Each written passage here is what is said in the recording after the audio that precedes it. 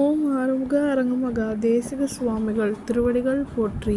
தவ திரு குருநாதர் ஆசியால் அகத்தியர் சன்மார்க்க சங்கம் தூத்துக்குடி கிளை சங்கத்தின் சார்பாக 15/11/2025 தூத்துக்குடி தெப்பக்குளம் மாரியம்மன் கோயில் வளாகம் மற்றும் அரசு மருத்துவமனை வளாகத்தில் பசித்தோர் சுமார் 350 நபர்களுக்கு புதினா சாதம் மற்றும் ஊறுகாய் சிறப்பாக வழங்கப்பட்டது.